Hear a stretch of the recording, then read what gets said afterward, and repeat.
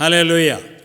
அருமை இரட்சகர் ஆத்தும நண்பர் இயேசு கிறிஸ்து யெஷுவா அவருடைய நாமத்தினாலே குவைத் தமிழ் கிறிஸ்துவின் திருச்சபை உங்களை மனமாற வாழ்த்துகிறது.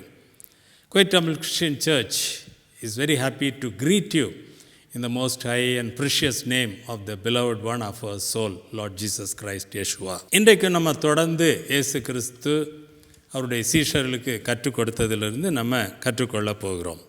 We are going to learn from what the Lord Jesus taught his disciples.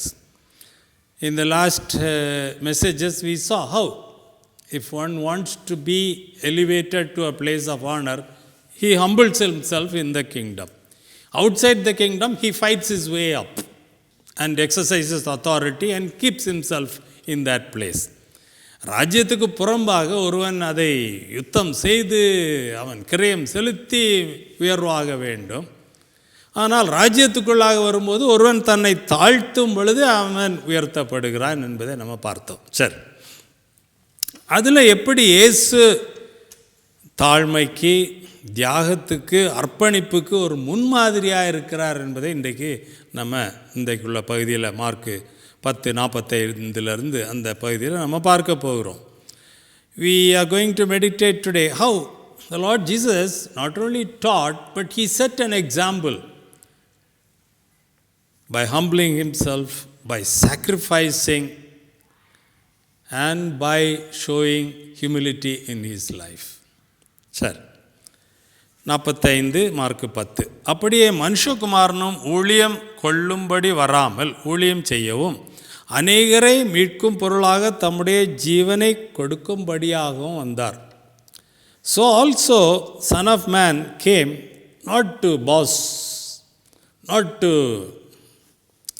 get service from others, but he came humbling himself, serving others.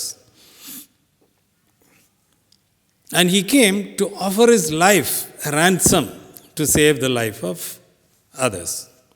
மனுஷகுமாரன் என்று சொல்லும் பொழுது ஆந்த்ரோபோஸ், a human being. தேவன் மகிமையுள்ளவர். அவர் அந்த மகிமையெல்லாம் இறக்கி வைத்துவிட்டு மனிதனாக மாம்சம் இரத்தம் உடையவராக தன்னை தாழ்த்தி வந்திருக்கிறார். சிலுவையிலே மரிக்கக்கூடிய ஒரு சூழ்நிலையிலே தன்னை ஒப்பு கொடுத்து வந்திருக்கிறார்.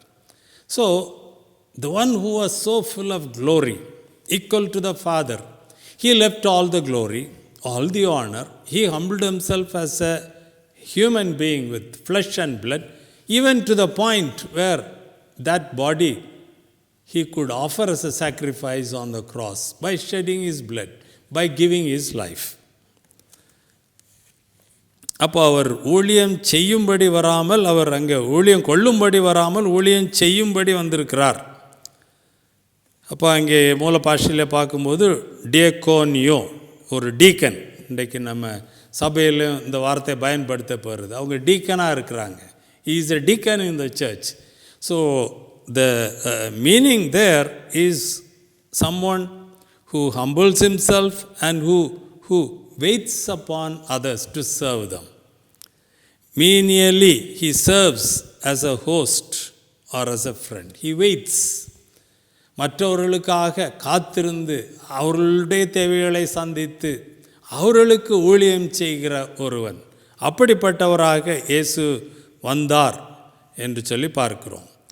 ஜீவனை கொடுக்கும்படியாக வந்தார் என்று சொல்லி அங்கே எழுதப்பட்டிருக்கிறது. ஆமென். So he came to give his life, that is his life breath, suke, a ransom, lutron, a redemption price. ஒருவனை இன்னொருவன் பிடித்து வைத்திருக்கிறான், கட்டி வைத்திருக்கிறான். அதற்கு கிரயம் செலுத்தி அவனை விடுவிப்பது. So this is a ransom price, lutron. அப்போ இயேசு மனுக்குலத்தை மீட்கத்தக்கதாக தன்னுடைய ஜீவனையே அவர் கிரயமாக கொடுத்து, ரிடம்ஷன் ப்ரைஸாக கொடுத்து, அந்த கட்டுகளிலிருந்து அவிழ்த்து அந்த எதிரியினுடைய கையிலிருந்து மனுக்குலத்தை மீட்கும்படியாக அவர் வந்திருக்கிறார் என்று சொல்லி அங்கே சொல்லப்பட்டிருக்கிறதை பார்க்கிறோம். And it says அவர் எப்படி அநேகரை அவர் மீட்கும் பொருளாக தன்னுடைய ஜீவனை கொடுக்கும்படியாகவும் வந்தார். அப்போ இயேசு வந்தது, சிலுவையிலே இரத்தம் சிந்தி மரித்தது, மரித்து அடக்கம் பண்ணப்பட்டு உயிர் பெற்றது, ஏதோ அந்த யூத ஜனங்கள் மத்தியிலே ஒரு சிலரை ரட்சிப்பதற்காக அல்ல, அநேகரை மீட்கும் பொருளாக. அந்த இயேசுனுடைய இரத்தத்தில் இருக்கிற அந்த தியாகத்தில் இருக்கிற வல்லமை, அவர் செலுத்தின அந்த கிரயம் எந்த காலகட்டத்திலும் உலகத்தின் எந்த பகுதியிலும் எந்த பின்னணியிலும் இருந்து வாழ்கிறவர்களையும் அவர்கள் அவரை நோக்கி பார்க்கும் பொழுது அவர்களை மீட்டெடுக்கத்தக்கதாக ஒரு கிரயமாக இருக்கிறது. So the price that Jesus paid on the cross is a precious price, a ransom price that's able to save anyone living in any part of the world, in any time of history, on any background. So that's the great sacrifice of the Lord Jesus on the cross. இதற்கு ஒப்பாக, இதற்கு நிகராக வேறு ஒரு ஜீவ பலி இல்லை மனிதனை மீட்பதற்கு. மனிதனுடைய பாவங்களை மன்னித்து அவனை கழுவி சுத்தப்படுத்தி மீட்டு கொள்வதற்கு இதற்கு ஒப்பாக வேறொன்றும் இல்லை. Amen. So there's no alternative source for salvation. It's good to search, it's good to seek, but ultimately you will not find salvation other than in the precious blood of the Lord Jesus. நம்ம தேடுறதில்ல, தப்பு இல்லை, அங்கே எங்கே எல்லாம் தேடினாலும் கடைசியில் இயேசுவின் இரத்தத்தினால் மட்டும்தான் நம்ம அந்த சத்துருடைய கையிலிருந்து மீட்டு அந்த கயரெல்லாம் அறுத்து நமக்கு பாவ மன்னிப்பை தந்து தேவனுடைய பிள்ளைகளாக்கக்கூடிய அந்த ரட்சிப்பு, நித்திய வாழ்வை தரக்கூடிய ரட்சிப்பு இயேசுவிலும் அவருடைய தியாகத்திலும் அந்த இரத்தத்திலும் மட்டும்தான் இருப்பதை நாம் காண முடியும். We can search everywhere, in all through history, all through humanity, other than in the blood of Jesus, other than the sacrifice of Jesus, atoning sacrifice, which was paid on behalf of the whole humanity. அநேகரை ரட்சிக்கும் பொருளாக அவர் தன்னை பலியாக கொடுத்திருக்கிறார் என்று சொல்லி இங்கே நம்ம பார்க்கிறோம். நான் முதல்ல சொன்னேன், இயேசு ஒரு முன்மாதிரி. அவருடைய தாழ்மை, அவருடைய தியாகம், அவருடைய அர்ப்பணிப்பு, இதெல்லாம் அவர் போதனையோடு கூட முன்மாதிரியாகவும் காட்டியிருக்கிறார். இதை நம்ம யோவான் 13வது அதிகாரம் 4-5 வசனங்களில் பார்க்குறோம். அங்கே அவர் சிலுவைக்கு போகும் முன்பாக அவருடைய சீஷர்களோடு கூட அவங்க ராத்திரியிலே அவங்க அமர்ந்து போஜனம் பண்ணி கொண்டிருந்தாங்க. அப்போது 4வது வசனத்தில் அவர்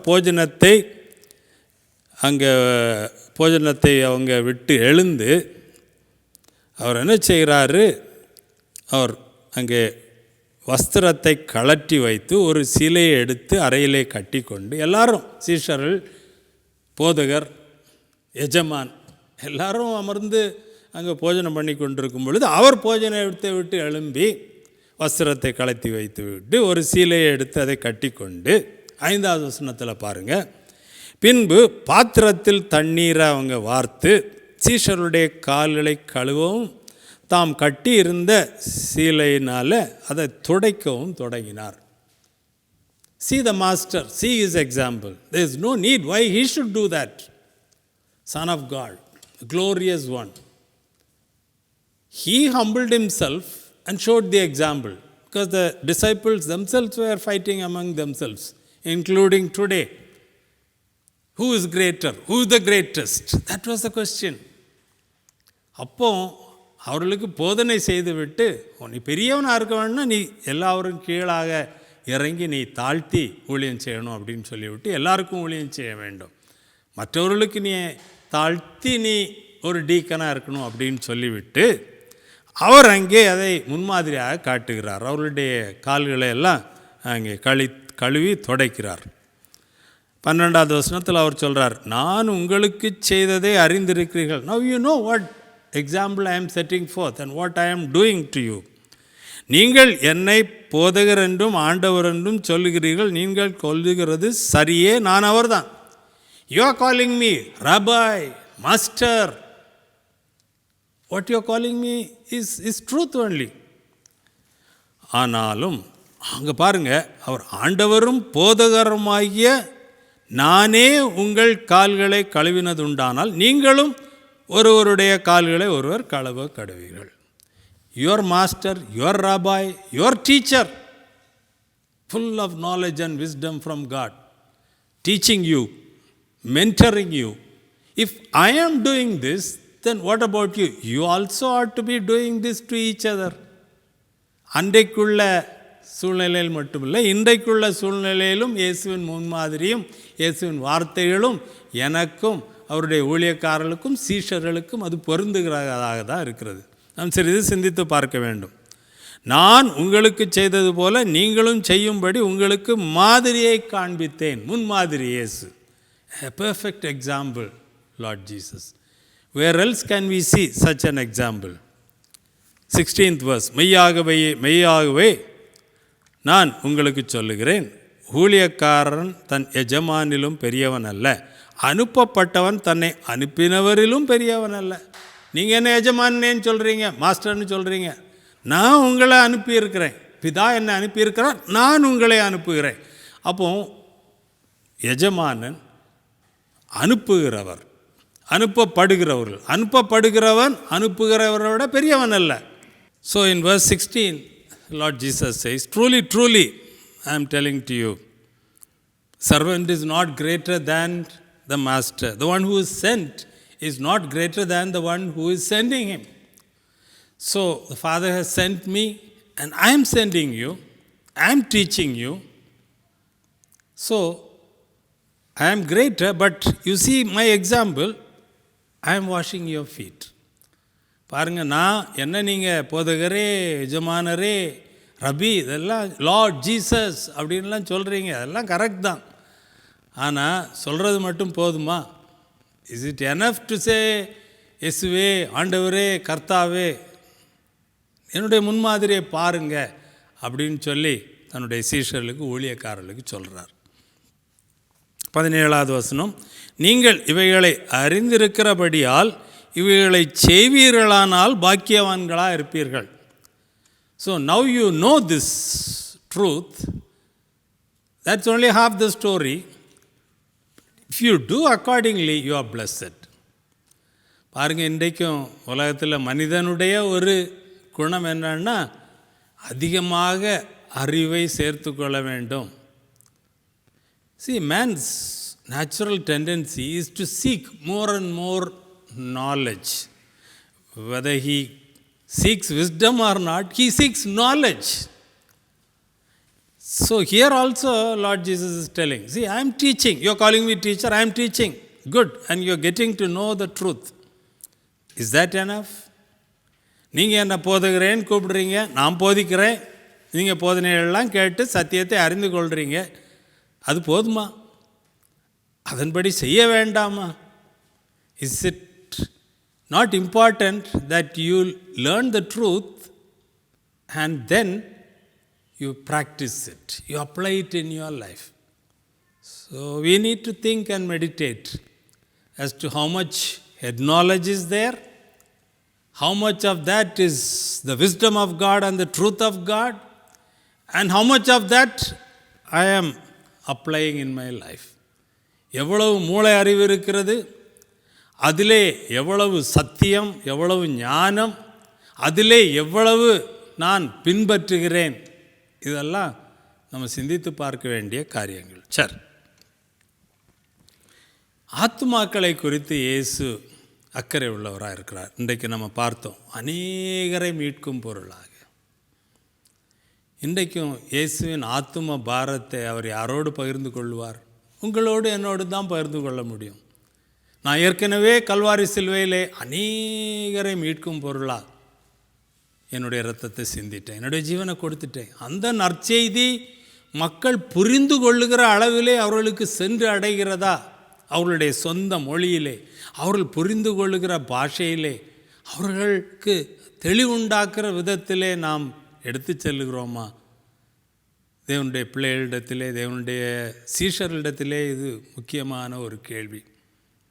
மார்க் 14:24 பார்க்கிறோம், இயேசு அங்கே ராப்போஜனத்தை ஸ்தாபிக்கிறார். அப்பொழுது அவர் அவர்களை நோக்கி, இது அநேகருக்காக சிந்தப்படுகிற புது உடன்படிக்கைக்குரிய என்னுடைய இரத்தமாக இருக்கிறது. அந்த பழைய உடன்படிக்கையில் யூத ஜனங்கள் மட்டும்தான் உட்பட்டிருந்தார்கள். ஆனால் இன்றைக்கு இயேசு சிந்தின இரத்தத்தினாலே உண்டாயிருக்கிற அந்த புது உடன்படிக்கையிலே எருசலேம், சமாரியா, யூதேயா, இன்னும் உலகத்தின் கடைசி பரியந்தமும் இந்த உடன்படிக்கையின் செய்தி, இந்த நற்செய்தி, இயேசு அநேகருக்காக இரத்தம் சிந்தினார், மீட்டு கொண்டிருக்கிறார் என்ற செய்தி சென்றடைய வேண்டும் அல்லவா? அதில் நம்ம ஒவ்வொருவருக்கும், விசேஷமாக இயேசுவின் பிள்ளைகளுக்கு, அவருடைய ஊழியக்காரர்களுக்கு, சீஷர்களுக்கு பங்கு இருக்கிறது அல்லவா?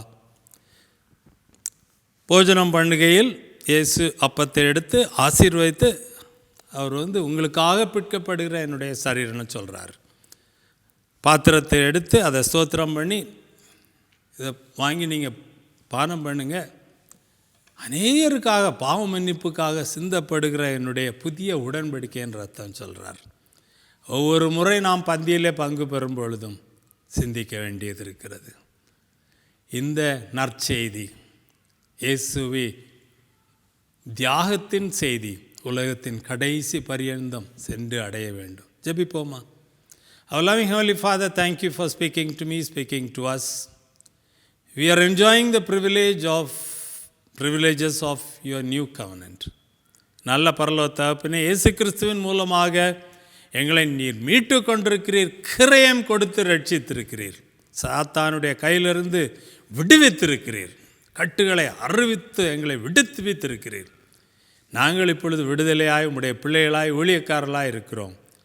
இந்த நற்செய்தி யாவருக்கும் சொந்தமானது. இது எல்லாரையும் சென்று அடைய வேண்டும். அதிலே அன்றைக்கு சீஷர்கள் தியாகம் பண்ணி இந்த செய்தியை எடுத்து சென்றது போல இன்றைக்கு தியாகத்தோடு இந்த செய்தியை எடுத்து செல்ல வேண்டிய பொறுப்பு எங்களுக்கு இருக்கிறது. எங்களை தட்டி எழுப்புங்கப்பா, உயிர்ப்பித்தருளுங்க. இதை கேட்கிற உம்முடைய ஜனங்களுடைய இதயங்களை தட்டி அவர்கள் இயேசுவுக்கு இதயத்தை திறந்து கொடுக்க உதவி செய்யுங்க. சூழ்நிலைகளினாலே வருத்தப்படுகிறவர்கள், நெருக்கப்படுகிறவர்கள், பாரம் சுமக்கிறவர்களுக்கு இயேசு விடுதலை தந்து உம்மை நோக்கி இயேசுவே என்று கூப்பிடுகிற அந்த வேளையில் அற்புதம் செய்து அவர்களை விடுவித்தருளுங்க. உமக்கே எல்லா மகிமை செலுத்துகிறோம் இயேசுவின் மூலம் பிதாவே. ஆமேன், ஆமேன். அருமையான தேவனுடைய பிள்ளைகளே, நம்ம ஒவ்வொருவரும் சிந்திக்க வேண்டும். இந்த நற்செய்தி உலகத்தின் கடைசி பரியந்தம் மட்டும் செல்ல வேண்டியது இருக்கிறது. விதமான டிவி சேனல்கள், ஊழியங்கள் இது எடுத்து செல்லுகிறது இன்றைக்கு. அதிலே என் பங்கு, நம் பங்கு என்ன? அவர்களுக்காக ஜெபிக்க வேண்டும், அவர்களை தாங்க வேண்டும். இந்த செய்திகள் கொடுக்கப்படும் பொழுது இது எப்படியாவது இதயங்களை தொட வேண்டும் என்று சொல்லி நாம் கண்ணீர் விட்டு ஜெபிக்க வேண்டும்.